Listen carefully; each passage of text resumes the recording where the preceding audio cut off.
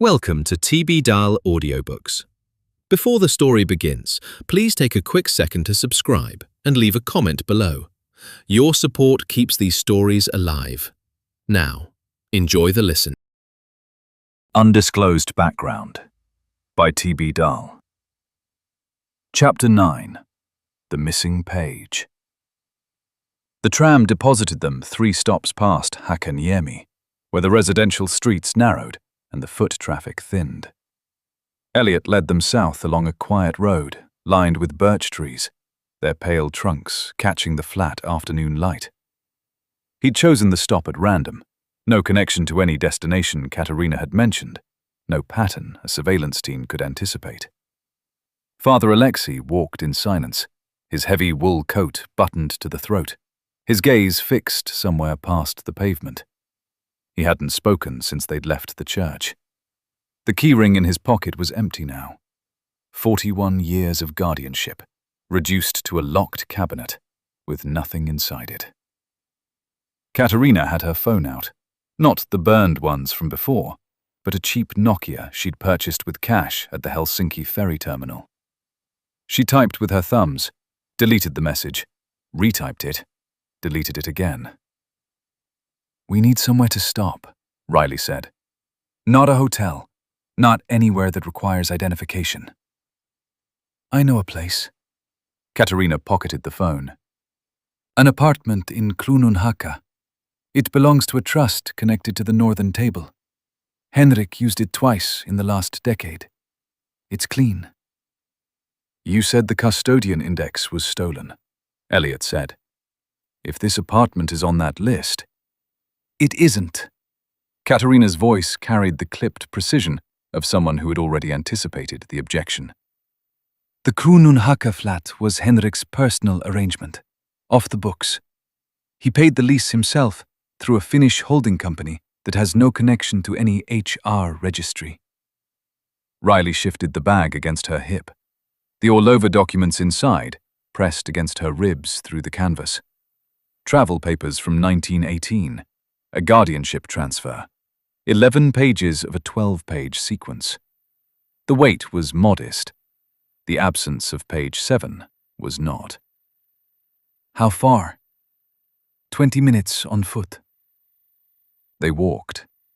The apartment occupied the top floor of a narrow stone building on Meritulinkatu, sandwiched between a language school and a dentist's office.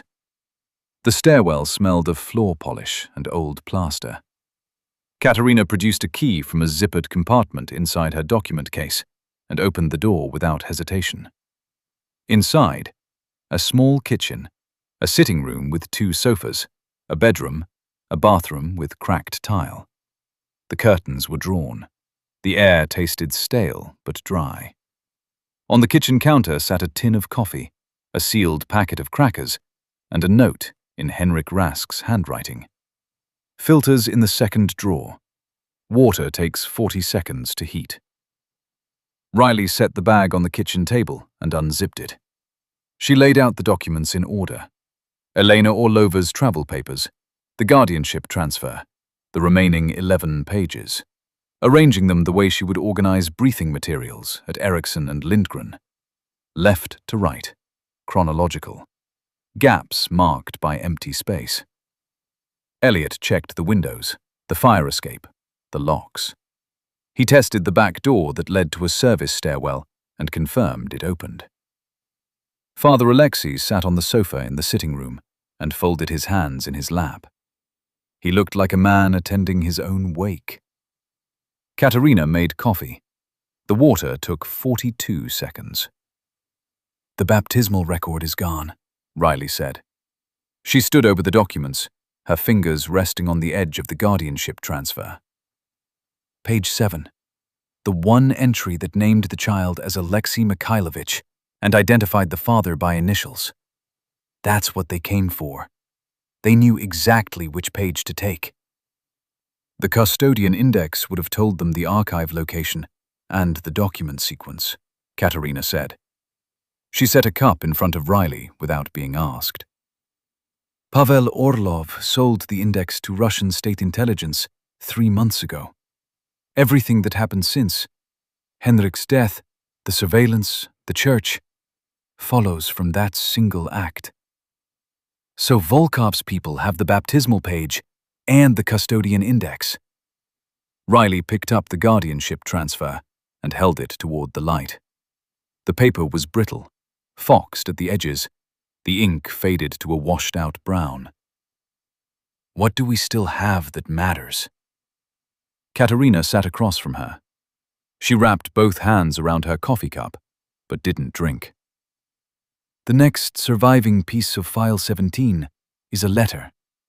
She paused, choosing her words with the care of someone who had spent decades deciding what to reveal and when. Written by Grand Duke Michael Alexandrovich himself, before his death in Perm. Riley set down the guardianship transfer. Elliot appeared in the kitchen doorway. "Michael wrote about the child?" Riley asked. "We believe so. The letter was always described within the Keeper tradition as a private instruction, not a political document, not a declaration. A set of directions about the child's safety, where to move him, who could be trusted, what name to use. Michael was under Bolshevik surveillance in Perm. He was not free. He knew he was likely to be killed. The letter was smuggled out by a loyalist officer before Michael's murder in June 1918. Where is it now? That is the problem. Katerina's thumbs pressed against the ceramic. The original was believed to be in a private collection in Estonia, a family connected to the White Russian Officer Corps. Henrik was attempting to verify its location when the custodian index was stolen. After that, everything accelerated. So we don't have it. Not yet. Elliot leaned against the doorframe. You said the letter was the next piece. That means someone still knows where it is. Katerina's phone buzzed once on the table. She looked at the screen, then set it face down. Someone does. The message had come from Elena Markham.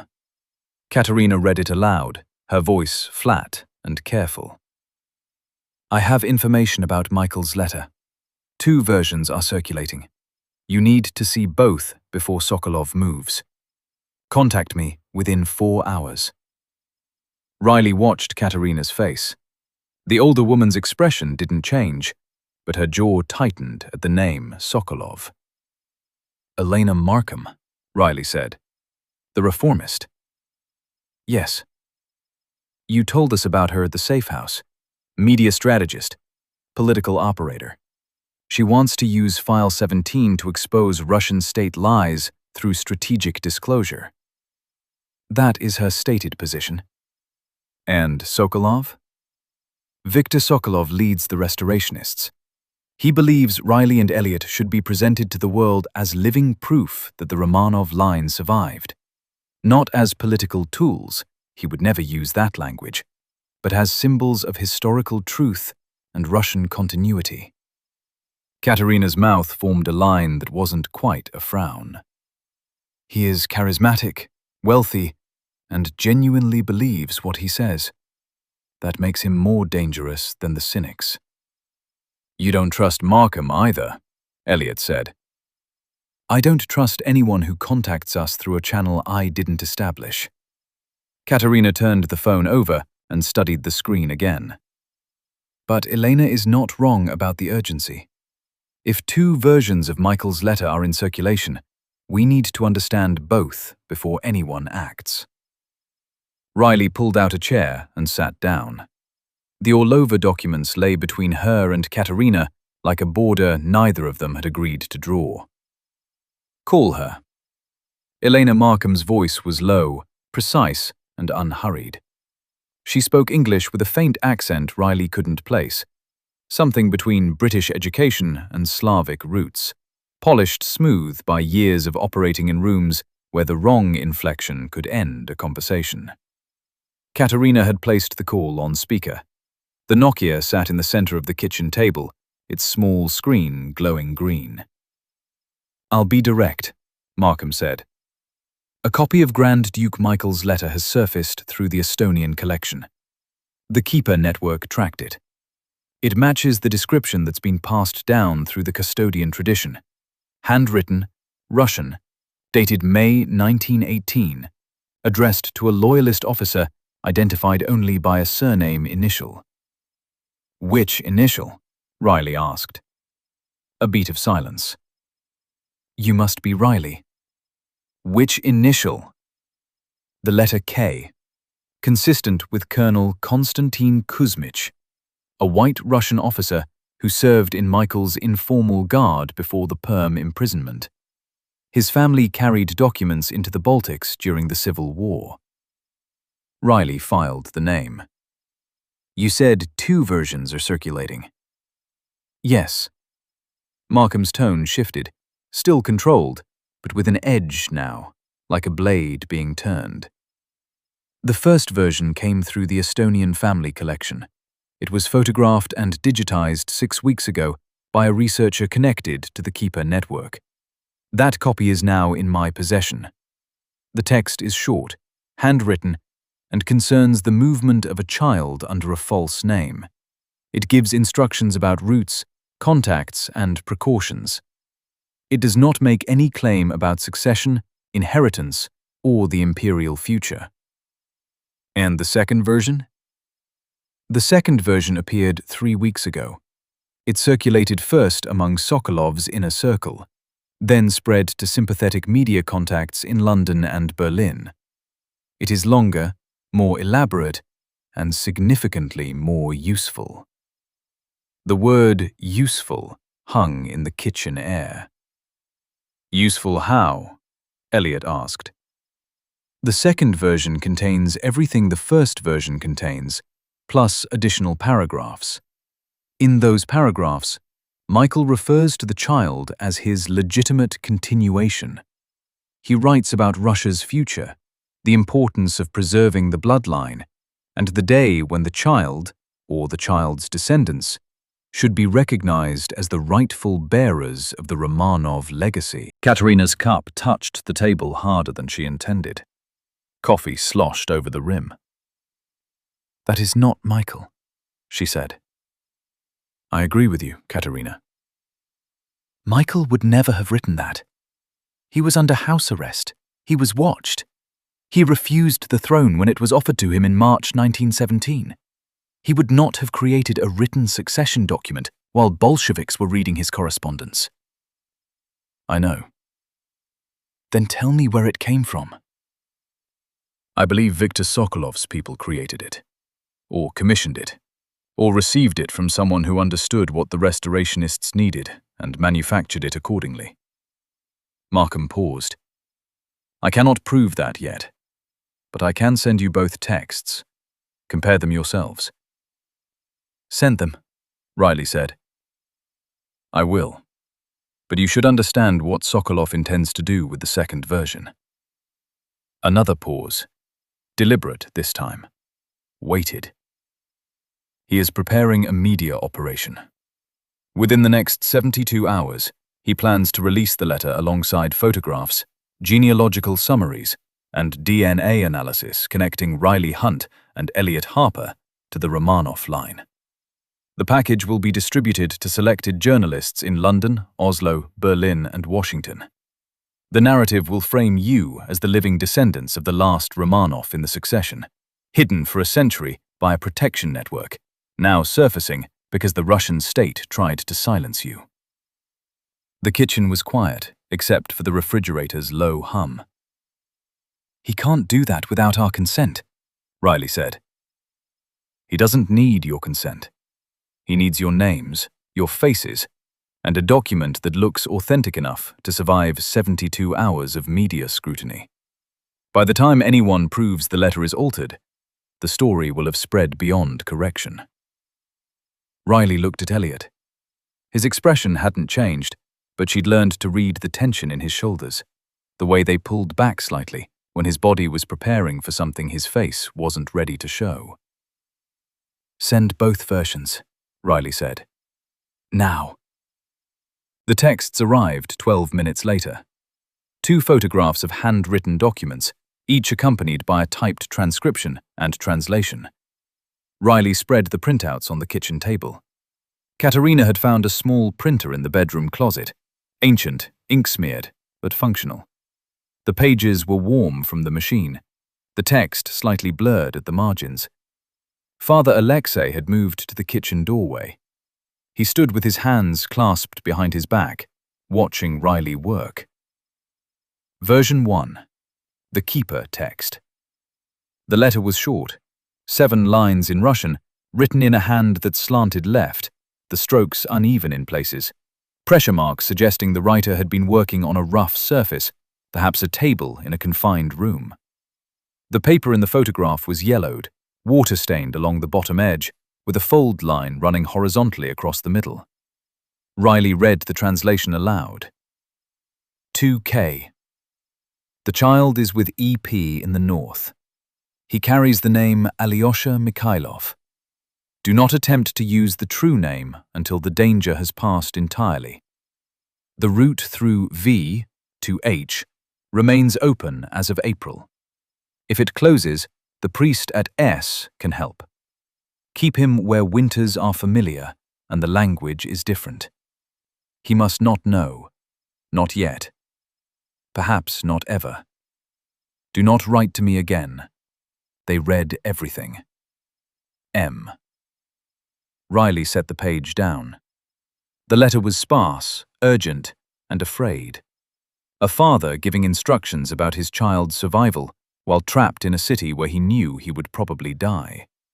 Every sentence pointed outward, towards safety, concealment, distance.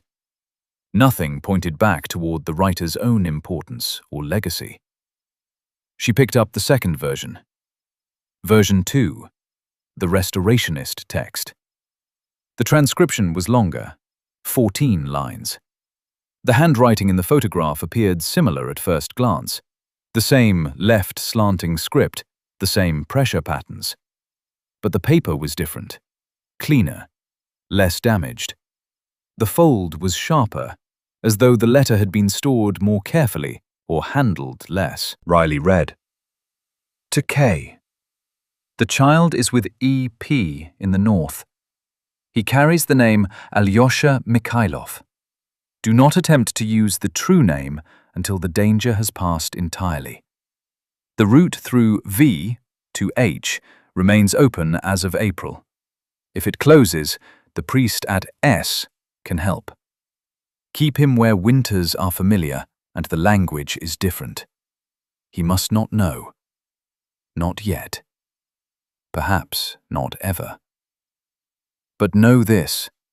The child carries the continuation of our line. Russia's future cannot be built by those who murdered her past. When the time comes, and I believe it will come, though I will not see it, the child, or the children who follow him, must be recognized as the legitimate bearers of the name and the duty it carries. The throne may fall, but the blood does not. History will demand an answer, and the answer sleeps now under a name that is not his own. The destiny of this family did not end with my brother's abdication.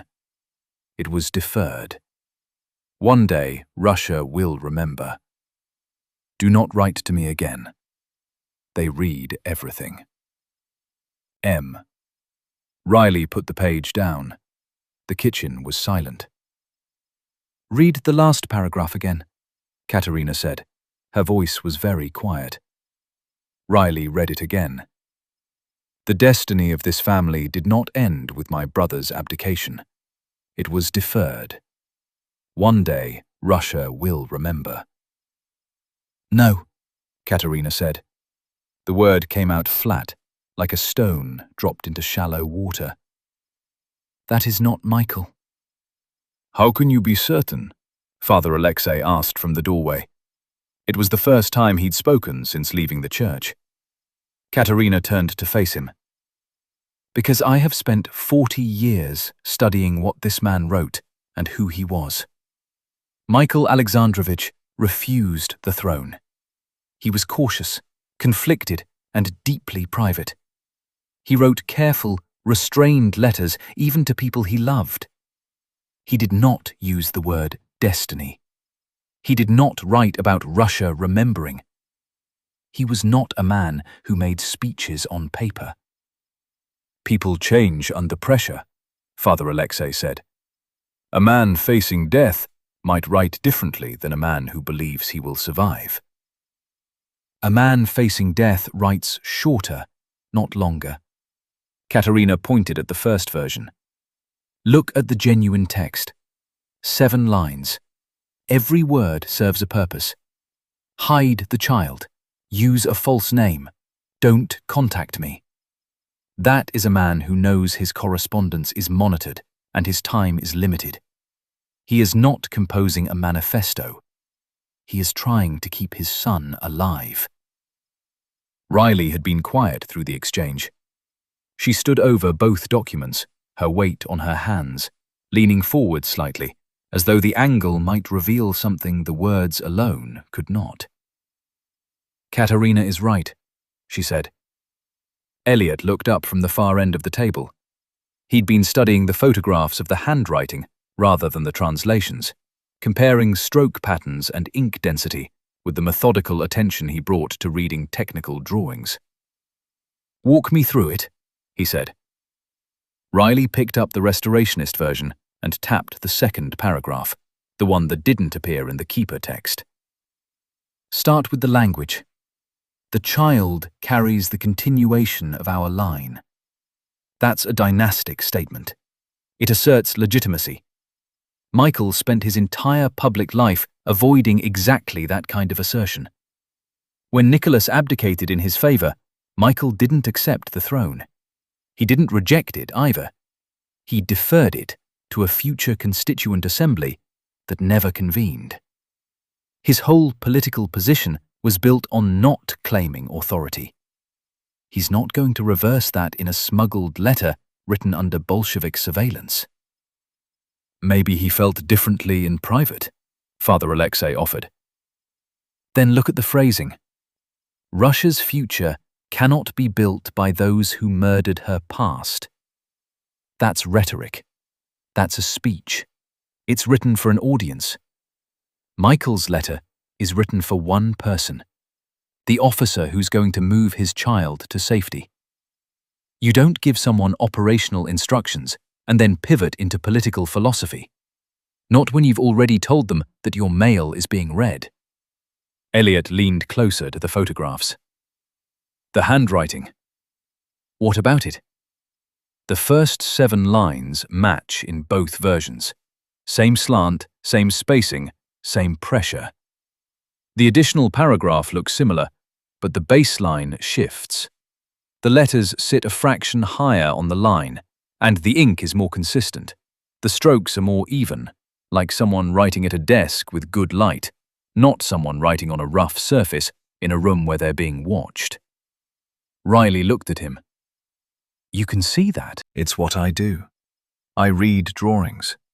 I notice when something's been added to a plan after the original was drafted. The line weight changes. The hand changes. It's subtle, but it's there. Katerina nodded slowly. She'd moved to the window and stood with her arms crossed, her back to the drawn curtain. The apartment's overhead light threw her shadow long across the floor. There's something else, Riley said.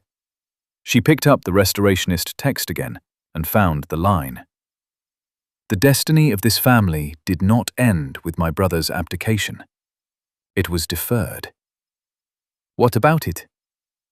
Michael didn't refer to Nicholas's abdication that way. Not publicly. Not in any surviving letter I've ever seen referenced. He called it a renunciation in his own statement the following day, when he declined to accept the throne without a constituent assembly. The word abdication became standard later in historical analysis and monarchist literature. In 1918, people close to the events used different language. Renunciation, refusal, departure. The word abdication carries a specific legal and historical weight that's associated with how later generations interpreted the event. You're saying the forged version uses a word that belongs to the future, not to the moment it was supposedly written. Elliot said. Exactly. It's an anachronism. Not a dramatic one. Most people wouldn't catch it. But someone writing in May 1918, a man who was present when his brother stepped down and who wrote his own response the next day, wouldn't use the word abdication in a private letter. He'd use the language he actually used at the time. Father Alexei stepped fully into the kitchen. His hands were no longer clasped behind his back. They hung at his sides, fingers slightly curled. The posture of a man preparing to speak about something he'd been carrying. I knew a version of this letter existed, he said. Henrik told me, many years ago. He said the genuine text was 7 lines. He said it was the saddest document he had ever seen, because it showed the father, who already knew he would not survive, making arrangements for a child he could not name. And the second version? Riley asked. I never heard of a second version until today. Father Alexei's voice was steady, but his eyes were wet. What you are describing sounds like something built by people who loved the story more than the man. Katerina called Elena Markham back. This time, the conversation was shorter. The first version is genuine, Riley said into the phone. The second is fabricated, or altered, probably built from the original text with additional paragraphs grafted onto it. I agree with your analysis, Markham said. The question is what Sokolov does with it. You said he's planning a media release within 72 hours. 68 now. He's been assembling the package for weeks. Photographs, genealogical charts, DNA summaries, contextual narrative. The letter is the centerpiece. It transforms the story from an interesting historical footnote into a dynastic claim. A dynastic claim built on a forgery. Built on a document that will take experts months to disprove conclusively. And by then, the narrative will be established. Sokolov understands that. He's not stupid. He knows the letter won't survive academic scrutiny in the long term. He doesn't need it to. He needs it to survive 72 hours of media attention. After that, the story takes on its own life. Riley looked at Elliot. He sat at the far end of the table with both photographs in front of him. His face was composed, but his right hand lay flat on the table in a way that told her he was thinking tactically, calculating consequences, measuring distances between what could happen and what should. What does Sokolov gain? Elliot asked. Visibility, Markham said. Momentum. Once your names and faces are public, the FSB can't quietly disappear you. Volkov's entire strategy depends on keeping this contained. Sokolov wants to blow it open. And we become the detonation charge, Riley said. His argument would be that you become protected, too visible to eliminate, too public to suppress. His argument would be that we stop being people and start being symbols. Markham didn't respond immediately. When she did, her voice had lost its professional polish. Something rawer showed through, like wood grain exposed beneath varnish. I won't pretend the reformist position is purely altruistic, Riley. We believe the truth about File 17 should be disclosed. Carefully, strategically, at a time and in a manner that maximizes political impact and minimizes personal danger to you. But what Sokolov is doing is not disclosure. It's propaganda. He's manufacturing a story that's more powerful than the truth, because the truth is complicated and incomplete. And complicated, incomplete truths don't survive news cycles. So help us stop him. I can slow him down. I have contacts inside his network. But I can't stop him permanently without something to counter the forged letter. If you release the genuine version first, through credible channels with proper context, the forgery loses its power. Journalists who receive Sokolov's package will already have the real text for comparison. Riley's chest tightened. She recognized the architecture of Markham's suggestion. Reasonable, strategic, well-constructed, and ultimately aimed at the same destination through a different door. Release the genuine version. Which meant going public. Which meant names, faces, the full story. Which meant becoming exactly what she'd told Katerina she would not become. "I need to think about that," Riley said. "You have less than 68 hours. "I heard you the first time." Riley reached over and ended the call.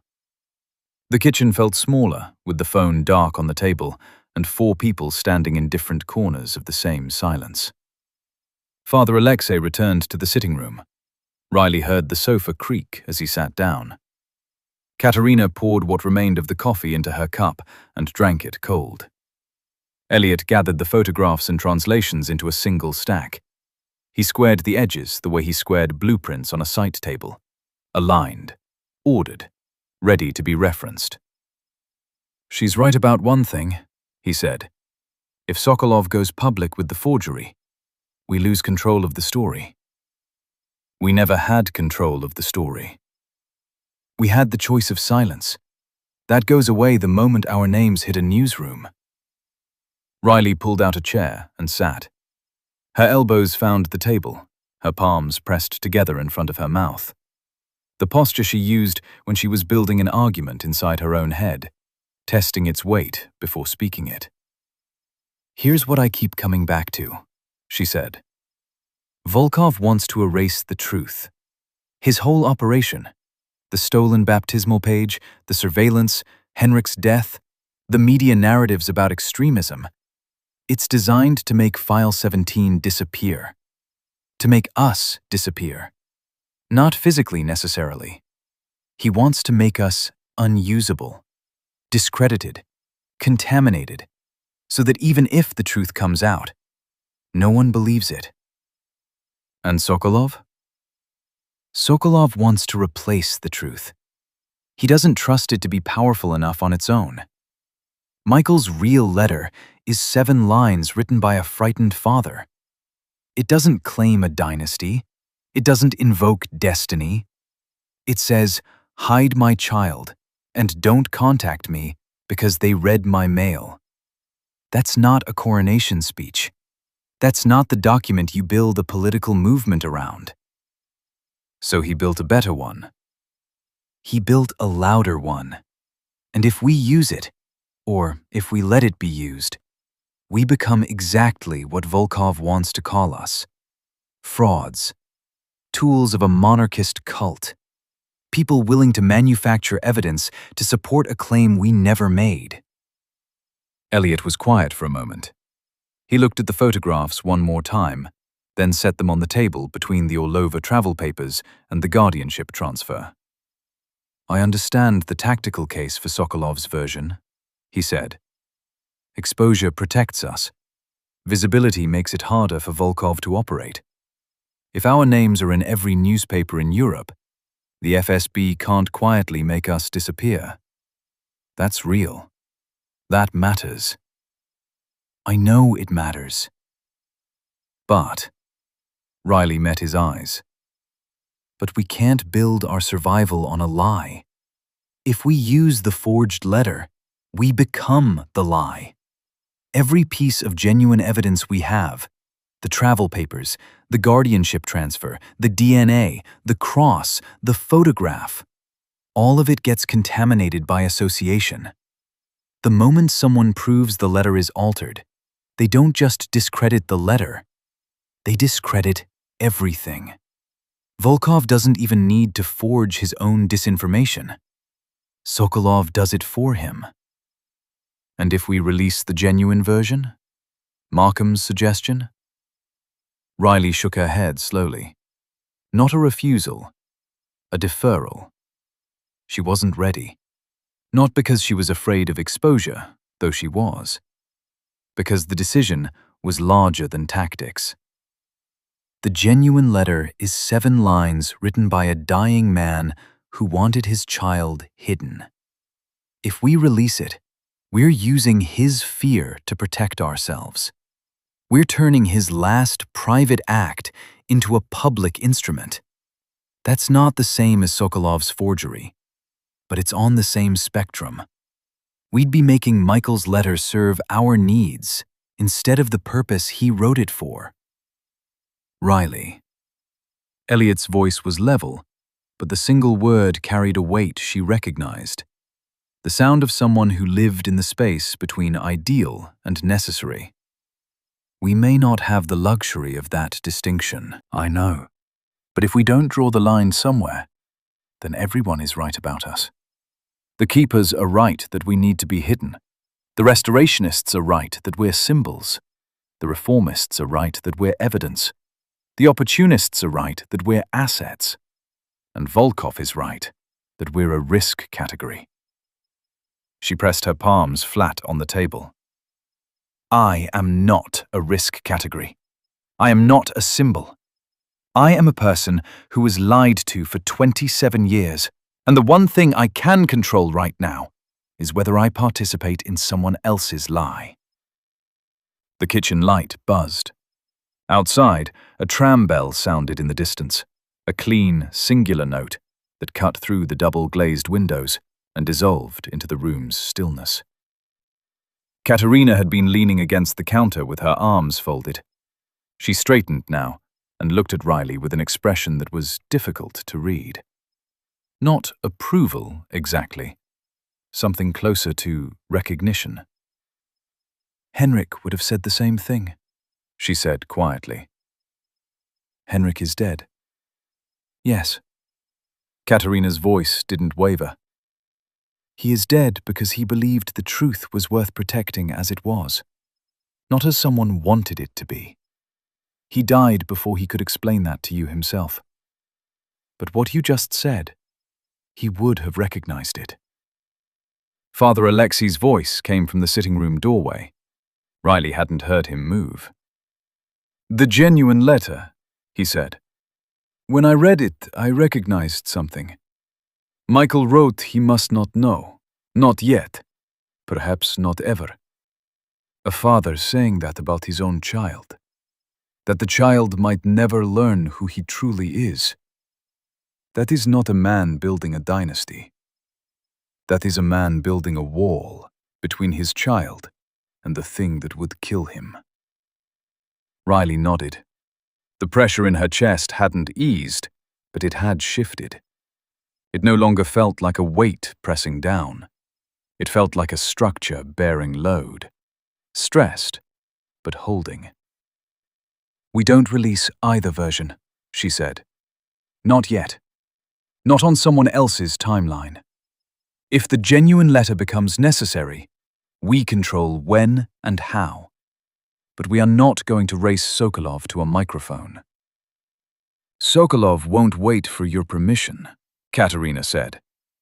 Then we need to deal with Sokolov. Not by matching his forgery with our truth. By making sure the people he's targeting, the journalists, the media contacts, understand that two versions exist and that one of them is manufactured. Riley looked at Katerina. Can you reach the journalists on his distribution list? Some of them. Through Elena, possibly more. Then we don't release the letter. We release the doubt. We give the journalists enough to hesitate. Enough to ask questions, demand verification, slow the cycle. Sokolov's plan depends on speed. If we introduce enough friction, the 72-hour window closes before the story consolidates. Elliot nodded once. It was the kind of agreement that came from the body rather than the voice. A soldier's acknowledgement that the plan was sound, even if the margin was thin. There's a risk, he said. I know. If the journalists hesitate but don't kill the story, we end up in the worst position. The forgery and the genuine version both circulate. No one knows which is real. The confusion helps Volkov more than it helps us. That's Volkov's strategy applied to everything. Flood the field with competing versions until people stop believing anything. Riley touched the edge of the genuine letter's translation. But there's a difference. We have the original keeper text. We have the Orlova documents. We have the guardianship transfer. We have our own DNA. We have context that Sokolov's forgery can't replicate, because his version wasn't built from evidence. It was built from ambition. Evidence takes time to verify. Yes, and lies take time to spread. We need to make the second process slower than the first. Katerina picked up the Nokia from the table. I'll call Elena. She'll need specifics about the language discrepancies you identified, the anachronism, the tonal difference, the handwriting inconsistencies. I'll write it up, Riley said. She pulled the stack of documents toward her. Give me an hour. Riley worked at the kitchen table while the apartment settled into the kind of functional quiet that comes when everyone has a task and no one has certainty.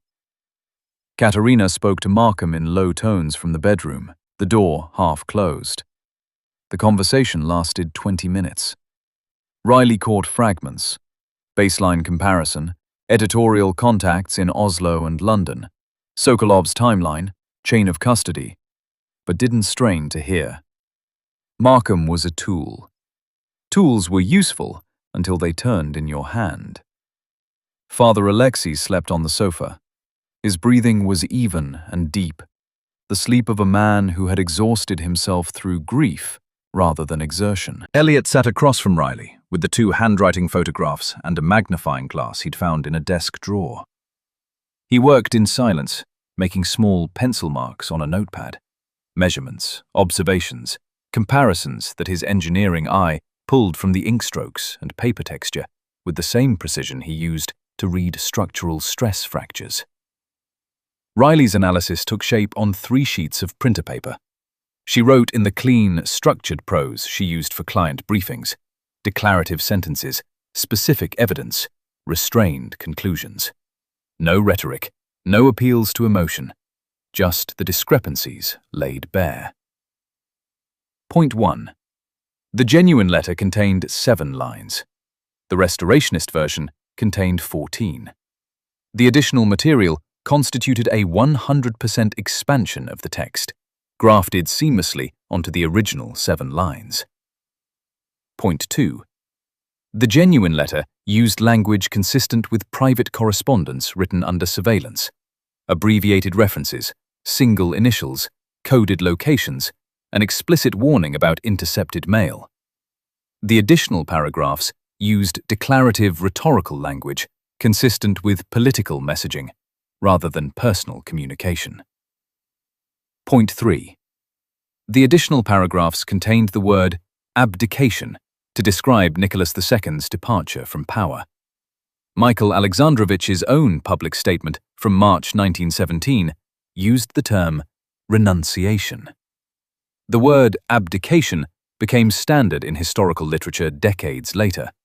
Its use in a letter dated May 1918 represented a linguistic anachronism. Point 4. The additional paragraphs referenced the destiny of this family and the continuation of our line. Michael Alexandrovich publicly refused to accept the throne without approval from a constituent assembly. His consistent position was anti-declarative. He deferred authority rather than claiming it. The language in the forged edition directly contradicted this documented stance. Point 5. Physical analysis of the handwriting photographs showed baseline shift, more consistent ink density, and different pressure patterns in the additional paragraph compared to the original 7 lines. These characteristics were consistent with text added by a different hand or at a different time under different physical conditions. Riley set her pen down and read the analysis through twice. It was clean. It was precise. It would give a careful journalist enough to pause. It would not stop a reckless one. Elliot. He looked up from the photographs. Read this.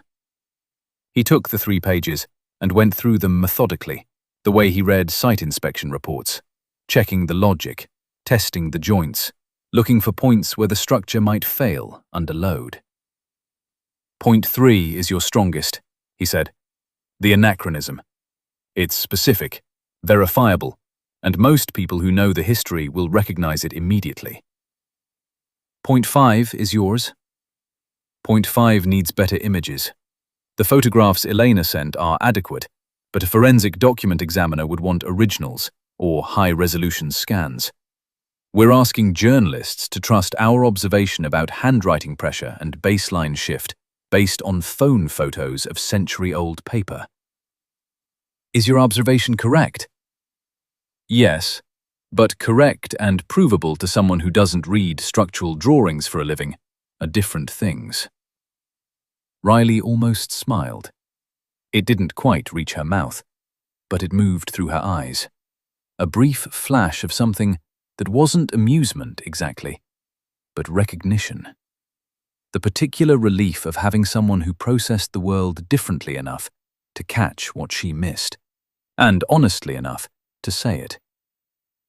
Then we lead with the linguistic analysis and treat the handwriting as supporting evidence. Agreed. Katerina appeared in the kitchen doorway. Elena will distribute your analysis to her contacts in London, Oslo, and Berlin. She has relationships with 3 journalists who are already on Sokolov's distribution list. If they receive your material first, they'll ask questions before they publish. If they receive it first, Riley said. Elena says Sokolov's package isn't scheduled to go out for another 52 hours. She believes he's still waiting for final confirmation of the DNA summaries. What DNA summaries? Sokolov has been assembling a genetic analysis connecting you to known Romanov-related samples. The science is legitimate. Your DNA likely does show markers consistent with the imperial line, but the way he contextualizes it, alongside the forged letter, creates a narrative that's more complete than the evidence actually supports. Riley's stomach turned. Not from fear, from the realization that someone she had never met had been collecting her biological information, mapping her identity in a laboratory she'd never seen, and packaging the results for public distribution without asking whether she wanted her genetic code to become a political argument. How did he get our DNA? Katerina's silence lasted 2 seconds too long. Katerina. The custodian index included medical records, your childhood immunization files, blood type documentation, and adoption health screenings. Sokolov's people obtained copies through a compromised source within honest Russia. Another leak. Another leak. Elliot stood up. The motion was quiet, controlled, and carried the particular economy of someone who moved through the world prepared for the ground to shift beneath him. Every time we learn something new about this organization, he said, we learn that another part of it has been selling us. Katerina didn't defend herself. She didn't defend honest Russia. She stood in the doorway and absorbed the accusation the way old stone absorbs rain, without cracking, without changing, but visibly worn. Henrik tried to fix it, she said. He failed. I am still trying. Trying isn't enough. Elliot's voice was even, which made it harder. Anger would have been easier to dismiss. Calm was just a mirror. You've had a century to protect this information, and every time someone offers the right price, another piece walks out the door. You can't protect us from the FSB when you can't protect us from yourselves. You're right. The admission stopped him. Not because it was unexpected, but because it was complete. No qualification, no context, no, but you have to understand. Just, you're right. Riley watched the exchange from her chair. She'd been reading political dynamics professionally for 5 years. She knew what capitulation looked like when it was strategic, and she knew what it looked like when it was real. This was real. Katerina wasn't maneuvering. She was standing in the wreckage of an organization that had outlived its ability to function, and she knew it. "We send the analysis to Markham's contacts," Riley said. She gathered the 3 pages and the photographs into a single stack. "We introduce doubt about the forged letter. We slow Sokolov's timeline. And we stop pretending that honest Russia is going to save us." She looked at Katerina, and what she said next, she said without anger, because anger would have made it smaller. "The FSB wants to erase File 17. Sokolov wants to corrupt it. Both of you are destroying the truth from opposite directions. Volkov burns the evidence. Sokolov counterfeits it. And in the middle of that, there's a 7-line letter written by a man who loved his child enough to tell him to hide. That letter is real. It's not enough. It doesn't prove what anyone wants it to prove. But it's true. And I would rather stand on something true and incomplete than on something false and convenient." No one spoke. The refrigerator hummed. The light buzzed. Outside, Helsinki moved through its afternoon with the indifferent efficiency of a city that had survived enough winters to know that most storms passed if you kept your head down. Riley slid the 3 pages across the table toward Katerina. "Send it." Katerina took the pages without looking at them. She already knew what they said. She had spent decades in rooms where the truth was debated, passed, traded, and occasionally honored, and she recognized the weight of the document Riley had produced. Not because it was dramatic, but because it was precise. She walked to the bedroom and closed the door. Riley sat alone at the table with the Orlova papers, the guardianship transfer, 11 pages of a 12-page sequence, 2 photographs of handwriting, and the translations of a dead man's last words to the person responsible for keeping his child alive. Elliot returned to his chair across from her. He didn't speak. He picked up the genuine letter's translation and read it one more time. He must not know. Not yet. Perhaps not ever. A father and his hidden child. A line drawn in ink across a century. And at the end of it, 2 people sitting in a borrowed apartment in Helsinki, choosing truth over power, because it was the only thing no one else could take from them. Riley looked up. "We're fighting on 2 fronts now." Elliot folded the translation and set it on top of the stack. "We always were." The story continues in the next chapter, so make sure to subscribe, leave a comment with your thoughts, and share this video with fellow book lovers.